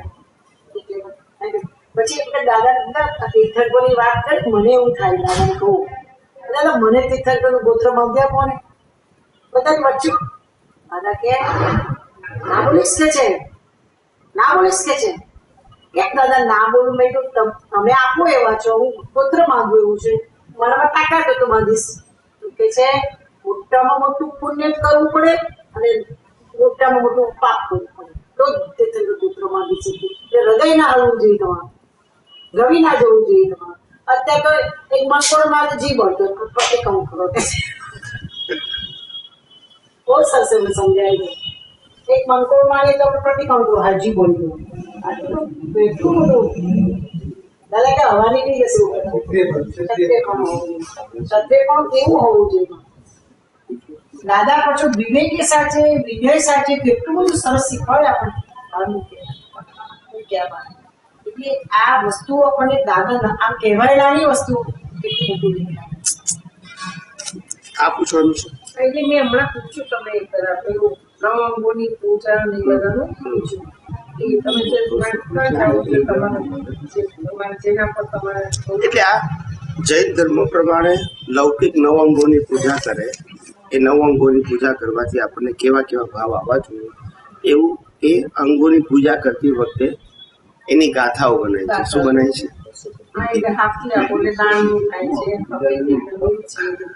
પણ અંગોનું મહત્વ શું છે? જરૂર કે અંગો થશે. એટલે આ અને નાભી હૃદયની એટલે આ આખું છે એ આ આખું જે નવ અંગોની પૂજા છે ને એ નવ અંગોની પૂજા એટલે જૈન ધર્મમાં વિતરાગ પરમાત્માની પૂજા કરવાનું લોકોને મહત્વ સમજાય એટલા માટે પૂજા છે. પણ એટલે એનાથી પુણ્ય બંધાય. શું બંધાય? વિતરાગતા ઉત્પન્ન ના થાય, કારણ કે અજ્ઞાન હોય ત્યાં સુધી વિતરાગતા ઉત્પન્ન ના થાય. પણ શુભ ફળ આપે. કયું આપે? અને મંત્ર શક્તિ પર શું તમે આપો? મેં એક ચોપડી વાંચી હતી કયા આચાર્ય એમાં બધા આમ તો વાસુદેવ સ્વામી છે, મનસુખ સ્વામી છે કે ઉપાસના દરેકના જે દિવસ આપો એ લોકોને આમાં ઇવન અક્રમ વિજ્ઞાનમાં છેલ્લે બધાના મંત્રો આવ્યા છે. હમણાં જાય હા, હમણાં જાય છેલ્લા ચરણ 4 માંથી જે દિવસ અથવા કોણ ના કોઈ તો તમે એટલે નામ એ લોકોના નામ એ લોકોને જે આપ્યા છે એ પ્રમાણે ના આપ્યા છે એવું એમાં લખ્યું છે. એમાં તમારું શું થયું છે? કશું નહીં, એ તો પુણ્યનો માર્ગ છે. એને આત્મજ્ઞાન સાથે કોઈ લેવા નહીં. પુણ્યનો માર્ગ છે. પછી નામકરણ કરવું, મંત્ર પાઠ ના કરવાનું, આ એનાથી પુણ્ય બંધાય. એમ કહું એમનું યશનામ કર્મ હોય એટલે પુણ્ય બંધાય. એમાં એ લોકોએ એવું જ લખ્યું છે કે ભાઈ તે વખતે સંસારમાં બહુ આદિવાદીની ઉપાધિ હતી એટલે એને નિવારણ માટે એ પ્રાર્થના જે નામ આપ્યું એ આદિવાદીની ઉપાધિ એવું નામ બોલવાથી એ ઓછા થાય એવું લખ્યું છે. એવું માનવાનું નહીં, પણ એક શ્રદ્ધા છે, પણ પુણ્ય બંધાય નથી. ટૂંકમાં કઈ ગયું પુણ્ય પુણ્ય બંધાય છે.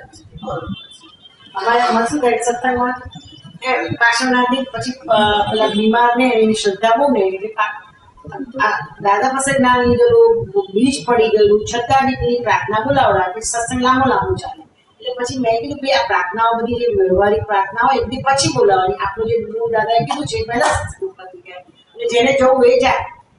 8 વાગે જમવાનું થાય તો વહેલું પતી જાય તો બોધી બીજ આપો એટલે એક પહેલા પેલી માધવી ભાષામાં બોલાવવાનું આખો પેરેગ્રાફ, પછી ગુજરાતીમાં બોલાવવાનું અને પછી પ્રાર્થના કરવાની કે બોધી બીજ આપો.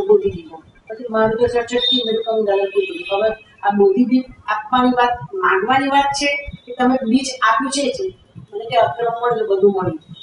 એમને ટૂંકમાં જવાબ આપ્યો અક્રમ મળ્યું એટલે તમને બધું આપ્યું છે, હવે તમારી જાતે જ પુરુષાર્થ તમારે કરવાનો. પણ જેને શ્રદ્ધા હોય તો આવતો તો ચાલે. આપણે આવું જોઈએ પાપ પુણ્ય મારે પેલા આવું જોઈએ ને. પછી લખ્યું છે 4 ગતિમાં 8 કર્મો કયા નાશ કરવાના છે? 4 ગતિ જે છે એમાં આ જે 84 જે છે એમાં કઈ કેવી રીતના લખેલું હતું 4 ગતિ તો બરોબર, પછી 8 જે છે એ શું છે? 8 કૌંસ લખીને પછી કર્મ લખ્યું છે. હા, જે આ નાના મણીનું એ નાશ થાય. બરાબર છે, અનાશ થાય. બરાબર છે, એ રીતના થાય. એના માટે છે. અને 84 લાખ યોનિના જન્મ એ હોય જ 84 લાખ યોની તો છે.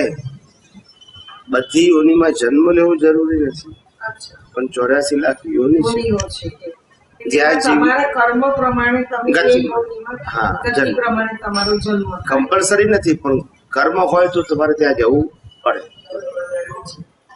એ ફરજિયાત છે કર્મ બાંધ્યા.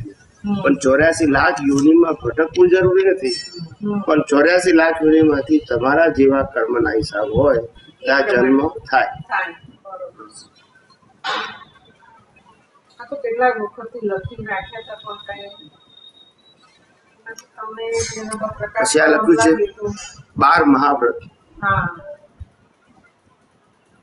તો આ છે સત્ય, અહિંસા, અચૌર્ય, બ્રહ્મચર્ય, અપરિગ્રહ. એ બાર. પછી આવા બધા છે તે એવા 12 મહાવ્રત છે. એ 12 મહાવ્રત હોય એનું પાલન કરવું એટલે એક જાતનું હા તમારું જીવન સંયમિત બને. સંયમિત. બાહ્યથી આ કે અઢાર? હે? 18 પાપક સ્થાન નથી. એ તો પાપક સ્થાન જ છે. એટલે આપણે જે બોલાવીએ એ જન્મવિધિમાં છે. આ બધા પ્રશ્નોનો જવાબ છે ને એ નાની ચોપડીમાં બધું જ છે. આ એક પરિગ્રહ મેં ચોપડીમાં કે રાત્રે સુતા કયા 7 ભય ટાળવાના હોય? એ તો 7 ભય 7 પ્રકારના ભય લખ્યા છે શાસ્ત્રોમાં. 7 પ્રકારના ભય ભય લખ્યા છે. લખ્યા છે. રાત્રે એમ કે મોતનો ભય છે, હા. પરિવારનો ભય છે, લક્ષ્મીનો ભય છે, સાધનોનો ભય છે. આ બધા ભય છે. ભય એટલે જતું રહેશે તો આ જતું રહેશે. એ બીજું. પણ એ ભય એટલે આપણે તમે એ મોટી અજ્ઞાનતા છે. ભાષામાં કહી દો છો કે કોઈ પણ ભય ના હોય ને એવું એ કારણ કે જવા માટે જ આવે છે. આવે છે. આપણે જન્મ્યા છે તે મરવાના એ નક્કી.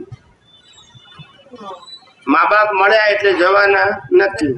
પતિ પત્ની થયા એટલે છૂટા પડવાના નક્કી. છોકરા થયા એટલે આપણો એન્ડ આવવાનો નક્કી. એ બધું ફિક્સ જ છે. પછી તમે આરતી કરો તો પછી બંધ થઈ જાય. જે વસ્તુ નિર્માણ, જે વસ્તુ કુદરતના ક્રમમાં જ છે, શું છે એમાં આજનો તમારો પ્રયત્ન કઈ કામ કરવાનો નથી. જવું એ એનો સ્વભાવ છે. શું છે? જવું એ એનો સ્વભાવ છે.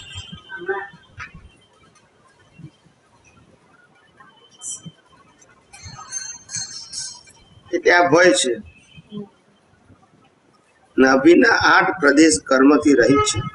એટલે તો પંચેન્દ્રિયમાં આવે એટલે એટલો પ્રકાશ ખુલ્લો હોય. ત્યાં આપણે શ્વાસનું પેલું નાભી થાય. એટલા માટે એમ કહેવાય. અને નાભી કહેવાય. આ નાભીની અંદર શ્વાસ ખુલ્લો હોય. આપણું જીવન જે છે ને, જે શ્વાસથી જીવીએ છીએ એને જ્ઞાનીઓ મરણ કહે છે. શું કહે છે? જે શ્વાસથી જીવે છે એને જ્ઞાનીઓ મરણ કહે છે. મરણ એટલે કે જેમાં તમારી પાસે મરવા માટે ઓપ્શન નથી. દરેક સમયે તમે મરી જ રહ્યા છો, જાગો કે ઊંઘો. ના સમજ્યા? આપણી મરણથી નજીક જાય છે એટલે મરણ જ છે ને. જે સમય ગયો એના તમે મરી ગયા. ગઈકાલના માટે તમે મરી ગયા. હવે એ સંજોગ પાછો નહીં આવે. આટલા વર્ષો ગયા એના માટે મરી ગયા, એ પાછા આવે ને. એટલે શ્વાસોશ્વાસથી ચાલતા જીવનને જ્ઞાનીઓએ મરણ કહ્યું, જીવન નથી કહ્યું. શું નથી કહ્યું? તો કે ભગવાન જીવન કોને કહો છો? તો કે તું અંદર બીજ પાડે છે તે, જેના આધારે તને જન્મ મળવાનો છે. આ જીવી રહ્યો છું એ તો ગયા અવતારના બીજનું ફળ છે. એ તારી આજની સ્વતંત્રતા નથી. તું સ્વતંત્ર ક્યાં છું? ભાવ સત્તામાં. ભાવે ભાવના ભાવીએ, ભાવે દીજે દાન, ભાવે ધર્મ આરાધીએ, ભાવે કેવળ કે. એ ભાવમાં તું સ્વતંત્ર છું.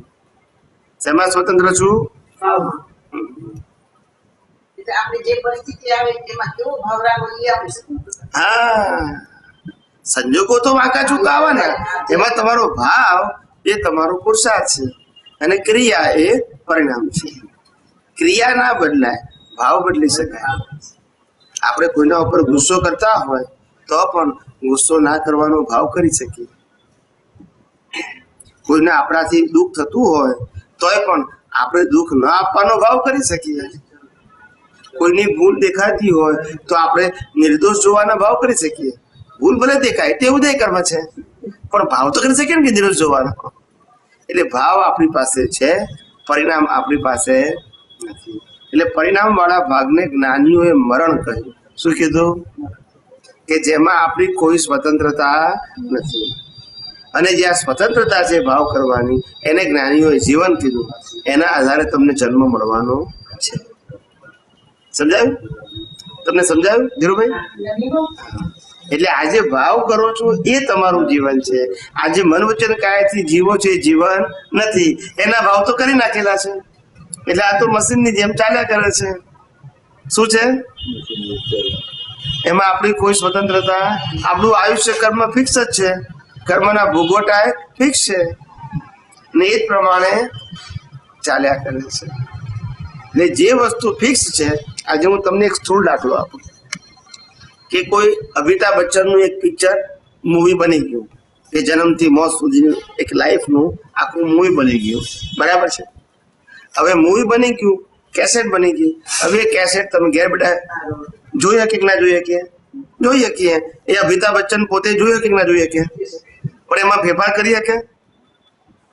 કરી શકે? કારણ કે નક્કી થઈ ગયું. ખુલ્લું છે, એ ખુલ્લું છે.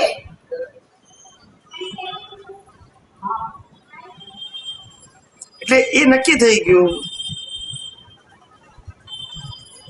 સમજાય છે આપણું જીવન આખું?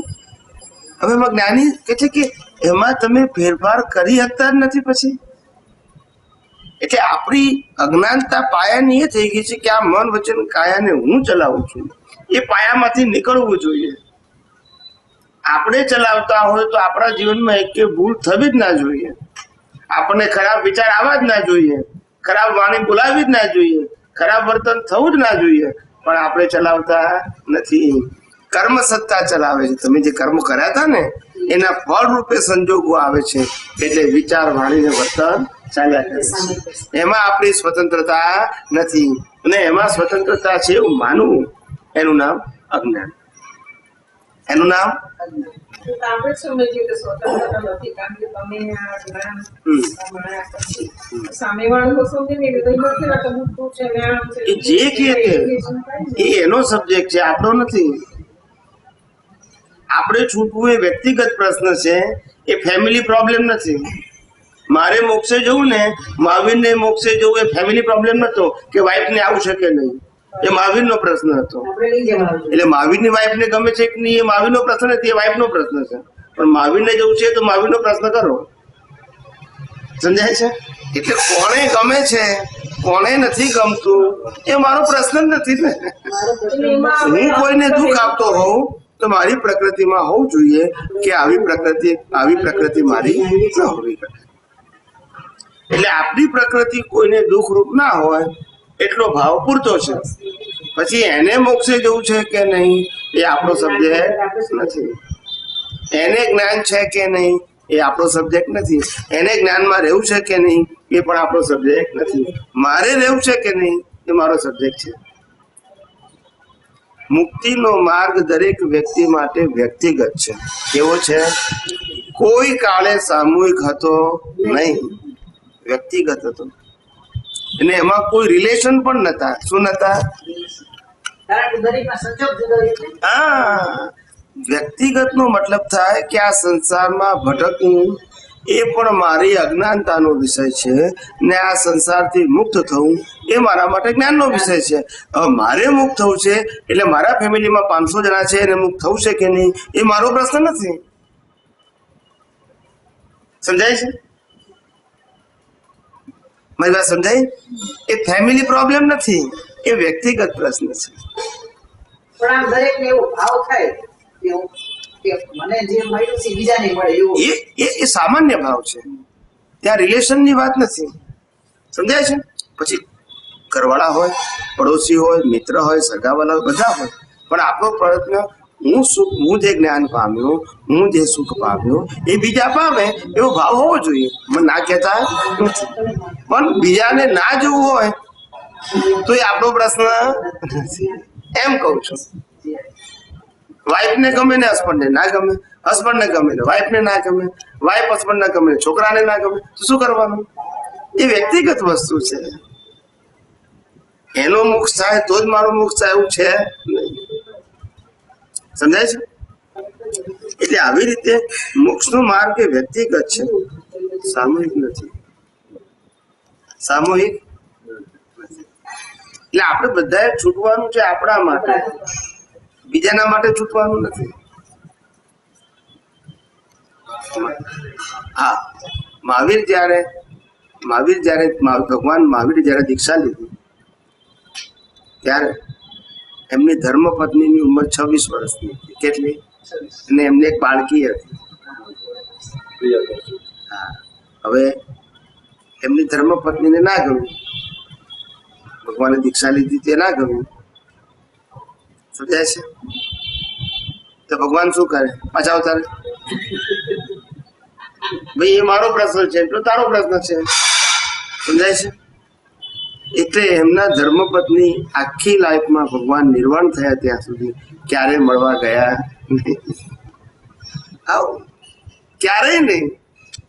નામ જ નથી આવતું. ગયા જ નથી તો પછી ત્યાં એમને કનેક્શન કટ કરી દીધું કે મારે લેવા દેવા નથી.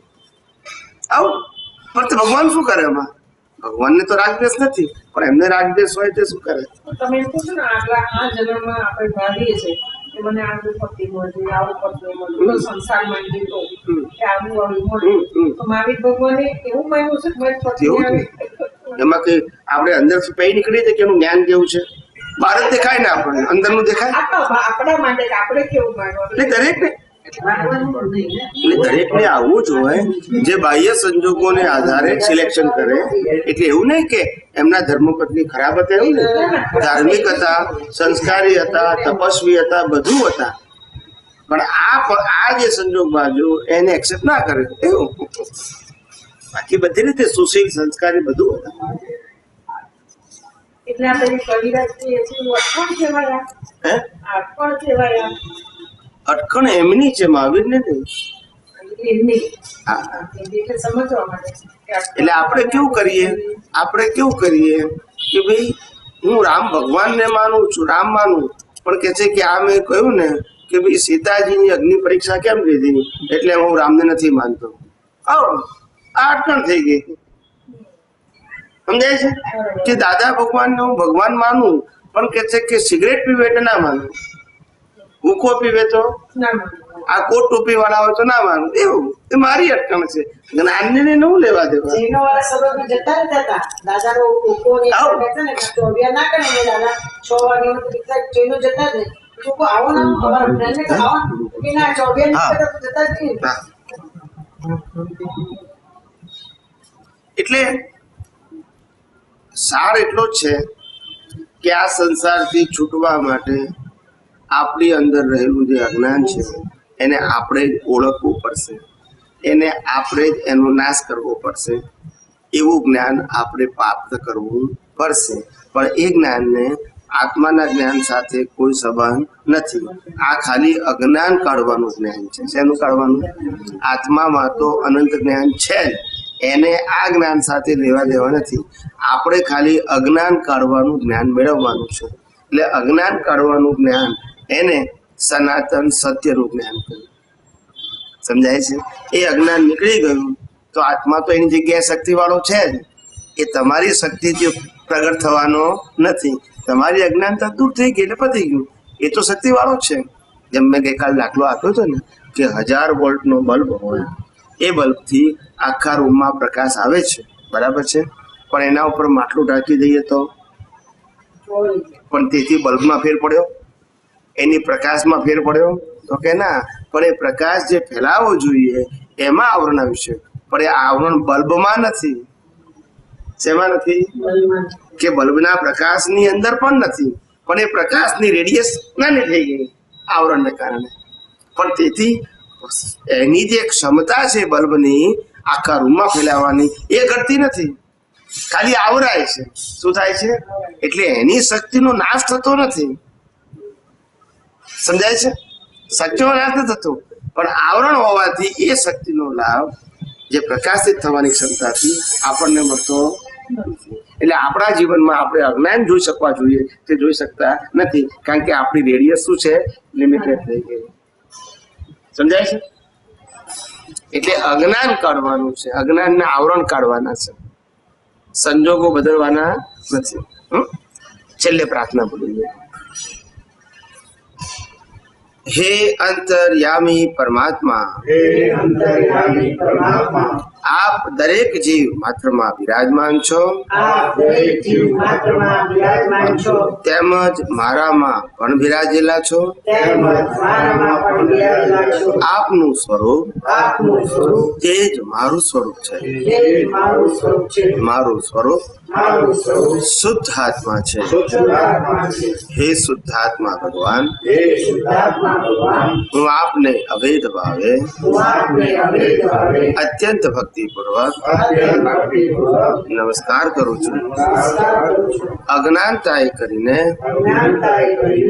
અજાગૃતિએ કરીને મારાથી જે કંઈ પણ દોષો થયા છે અને થાય છે તે સર્વ દોષોને આપની સમક્ષ જાહેર કરું છું. તેનો હૃદયપૂર્વક ખૂબ પસ્તાવ કરું છું અને આપની પાસે ક્ષમા પ્રાર્થું છું. હે પ્રભુ, મને ક્ષમા કરો, ક્ષમા કરો, ક્ષમા કરો. અને ફરીથી આવા દોષો ક્યારે પણ ન કરું. એવી આપ મને શક્તિ આપો એવી આપ મને શક્તિ આપો. હે શુદ્ધાત્મા ભગવાન હે શુદ્ધાત્મા ભગવાન, આપ એવી કૃપા કરો કે આપ એવી કૃપા કરો કે અમને ભેદભાવ છૂટી જાય અમને ભેદભાવ છૂટી જાય અને અભેદ સ્વરૂપ પ્રાપ્ત થાય. અને અભેદ સ્વરૂપ પ્રાપ્ત થાય. અમે તમારામાં અમે તમારા અભેદ સ્વરૂપે અભેદ સ્વરૂપે તન્મયાકાર રહીએ. તન્મયાકાર જય સચ્ચિદાનંદ, જય સચ્ચિદાનંદ, જય સચ્ચિદાનંદ, જય સચ્ચિદાનંદ, જય સચ્ચિદાનંદ. જય સચ્ચિદાનંદ.